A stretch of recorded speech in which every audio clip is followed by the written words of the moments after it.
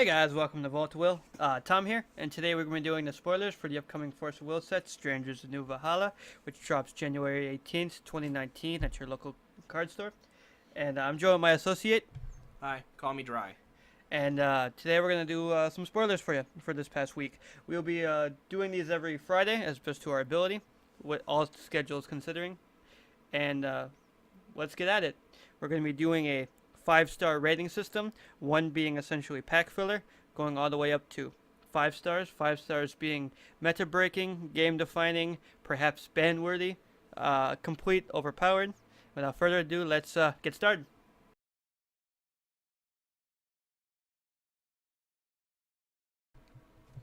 Alright, going down the line, we'll be starting with the Darkness spoilers.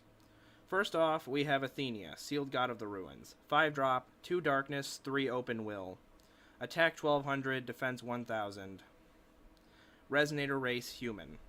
Her enter effect says your opponent banishes a Resonator, and if they don't, they banish a Magic Stone.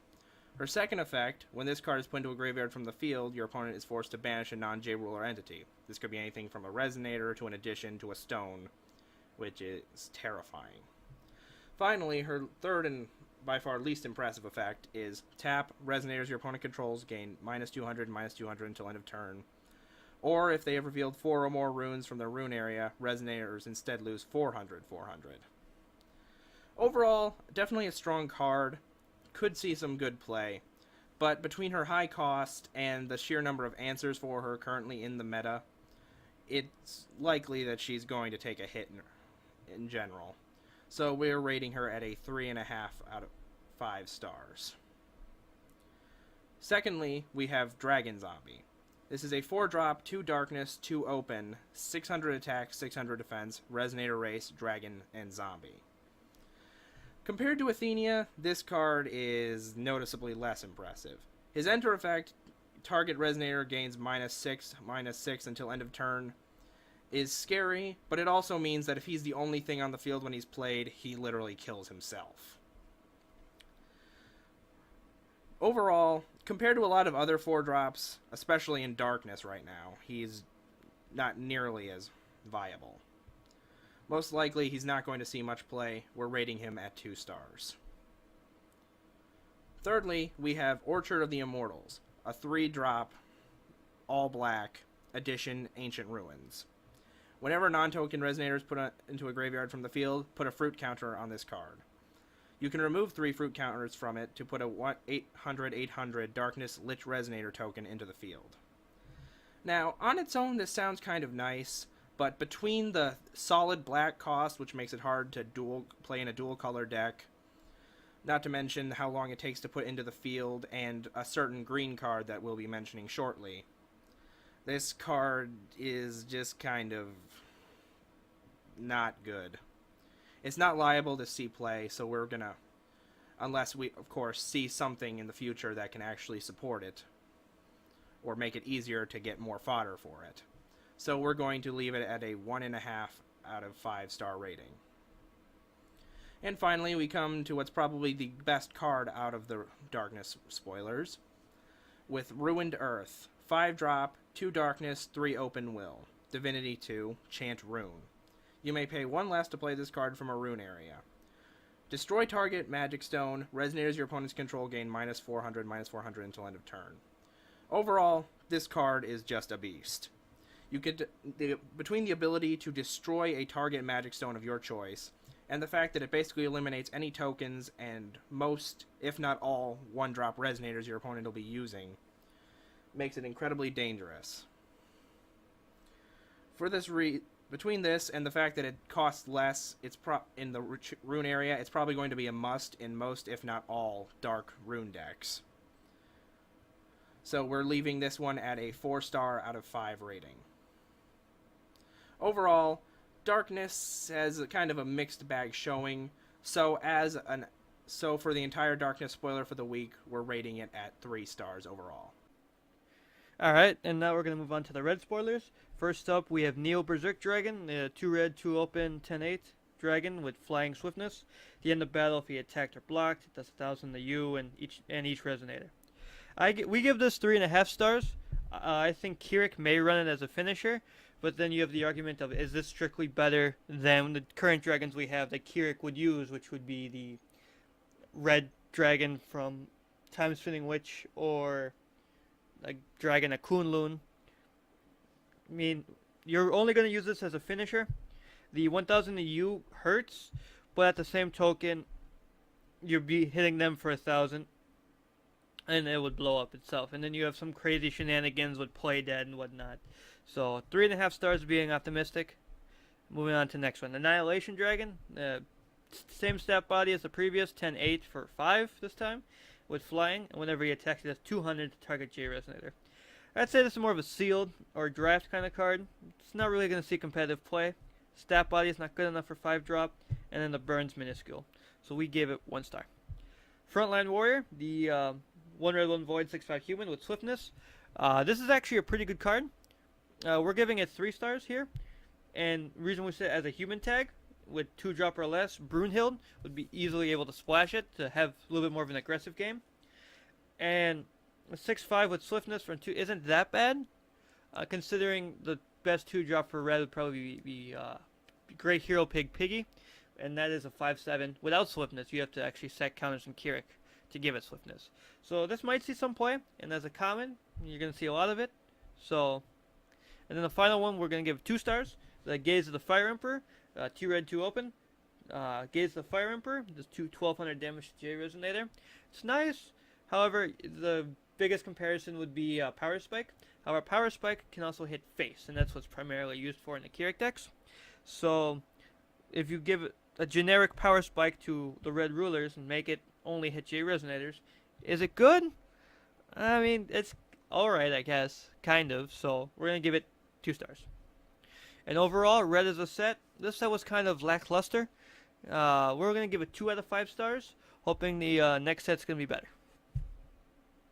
Alright, moving on to the green spoilers, we have Liz, Sealed God on the Island. 8 mana, 10-15. You pay 1 less for each Resonator you have. Other Resonators gain Barrier, Resonator, and if you have 3 or more runes revealed, you can get a non-magic stone, non-Resonator card from your graveyard in your hand. This is reminiscent of the Gwyber from Alice's World, and various other Alice cluster cards that had some sort of similar tempo cost reduction. Also as an elf, gives it some synergy with some previous cards, along with some Wanderer support. We believe this is going to be a 4-star of. Any wide boards, like aggressive Chimimi, is going to run it. Along with, maybe this is enough to bring Fury back, as his ability to spawn 1/1s is actually, he can do it at a rapid rate. And then the Barrier Resonator on every other Resonator with her is nice. If you have 2 of them out, of course, both Liz's will have Barrier. So, overall, we're going to give it 4 stars. Next one, we have the Unsealing of God.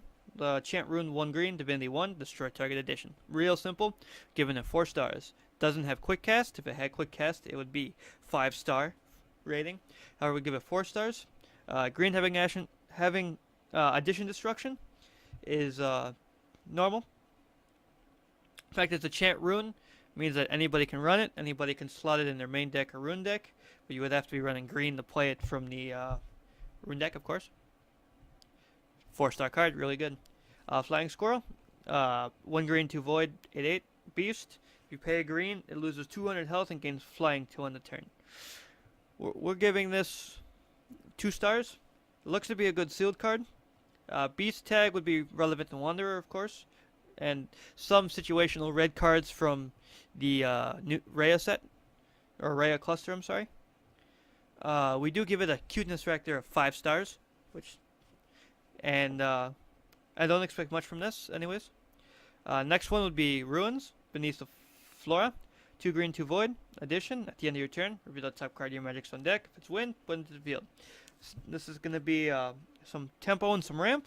However, for 4 mana, you're not really doing anything. You're not pushing the board. You would have to be winning in order for this card to really see any value. And with the previous card I mentioned, that 1 green, the Unsealing of God to destroy it. And green being a very popular color. A lot of answers for it. We're going to give it really 3 stars, optimistically. Whether or not it sees play or anything, it might. 3 is being really optimistic. But ramp for green's real good, so. Now we have the blue spoilers. We have Schrodinger, the Harlequin of Phenomena. 1 blue, 3 void, 0/1, Fairy Tale Wanderer. And the inner ability, remove a Resonator in the graveyard. If you do, it becomes a copy, and it gains Mask of Mimesis, which you can remove another Resonator from the game and become a copy of it. Basically, it's the same effect as the Enter. Overall, this is a very interesting card. Lorite, this getting hit by Lorite is going to feel real bad, and you just have a 0/1 vanilla. There's Wanderer and Fairy Tale support, and Wanderer for Wanderer, and then Fairy Tale has New Frontier support.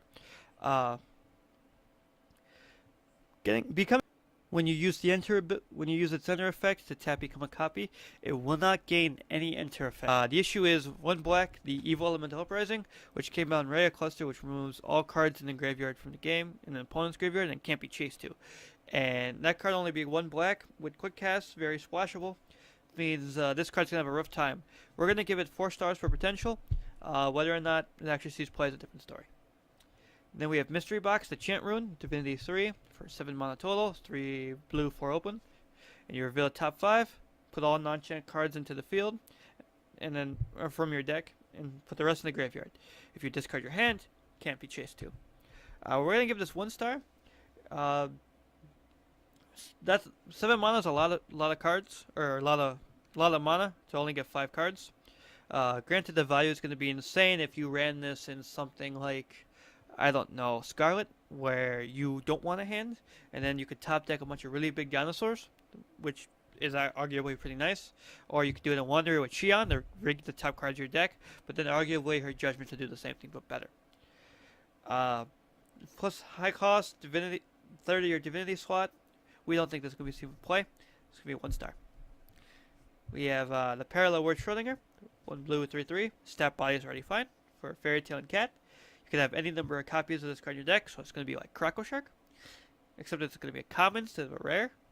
Remove 3 cards name with its name from the graveyard, and reveal the top card of your deck. If it's a Resonator, put into the field. Arguably very gimmicky. Trying to rig the top card of your deck so you can do this accurately with conviction, and being able to set up a board and set up a play a few turns down the road. Very hard to do. We're going to give it 2 stars. 1 mana 3/3 with a cat tag is arguably pretty good. Mutation Slime, 2 blue, 2 void, 9/10. Ooze gains all races of Resonators in the graveyard with various will abilities to bounce it, make it gain health, or make it gain attack. We're going to give this 2 stars. Very good draft card. This in combination with that Panda edition where all Resonators get 1/1 for every other race on the field. Definitely gonna bump this up, but then you would have to splash in a bunch of different race cards, which would just essentially ruin your consistency. All those effects are nice. The only one I'd really see using is the bounce. We're gonna give it 2 stars. And overall, as a set, we're gonna give blue 2 stars. The only issue is Evil Elemental Uprising actually exists, which will hurt the playability of these cards, whether or not it sees rotational play. Alright, now moving on to the white spoilers, we have Alice, Otherworldly Visitor, 3 mana 8/8, Fairy Tale Wanderer. When she enters, she gives some 200 attack and Eternal, which is imperishable for Resonators, essentially. When this enters from the deck, she gets 2/1 counters, and then you could pay 5 mana to banish it, search a deck for a copy of it, put it into the field, and you shuffle your deck. 3 mana 8/8 Step Body is really good. I wouldn't pay 5 mana and banish it in order to search for another copy. And there are other cards that I will talk about later that will tie into the enter ability to get 1/1 counters and to make her a little bit more viable. So overall, we are going to give her 3 stars. The Dark Alice Doll, 3 mana 4/10 Fairy Tale Doll, Flying Drain. Whenever you gain life, to ping something for 2, and then you will gain it off the drain. It triggers only once per turn. If it didn't trigger once per turn, it would be completely busted. It'd be a 5-star card. You would essentially chain loop the 2 ping to your opponent's face, gain all the health, and basically do it till they die. It's a good blocker. It's also a doll, which means if Scheherazade ever gets unbanned, then she has another doll to play with. Overall, good defender. Very good against aggro. And we're going to give this 3 stars. Next is The Stranger from Re-Earth. 2 white, 2 void, Divinity 3. Chant Rune. Pay 1 less to play from the rune area, so then it would be 3 mana. You can look at the top 5, put a Fairy Tale from among them into the field, and put the rest in the bottom. If you don't pull a Resonator, you can recover up to 3 magic stones. Now this is also good. This is a good filter. Looking at the top 5, pulling a fairy tale is important. With Alice, you would get the 2-on-1 counters, or if you play this in Wanderer, you'd be able to pull Hook, you'd be able to pull Hamlin, Pied Piper, pull a bunch of crazy stuff. You're not required to pull something because it says may, so if you don't pull anything, you can recover 3 magic stones, which, if you play this from Rune Deck, essentially free. Now that's not ideal, I'm saying you can do it. So overall, we're going to get it 4 stars. We have Mysterious Welcome Party, 1 white, quick cast, choose 1. Prevents the next 800 damage to be dealt to target Resonator until end of turn, or gain 800 life. There was a similar card in Rhea Cluster called A Motherly Love, which would, 1 white, it actually drew you a card or prevented 800 damage from you or an opponent, or a Resonator, which would be to prevent 800 to this card or gain 800 life essentially. And the other card would be strictly better because it also knit you a card. Or it would draw you a card so that you'd break even on card amount. So overall, we're going to get this 3.5 stars. Really good. It's really good base card. Overall, we're going to give white 3.5 stars because this is a good core, and we're just waiting on the potential for further cards, further spoilers, to see if any of these would be more useful.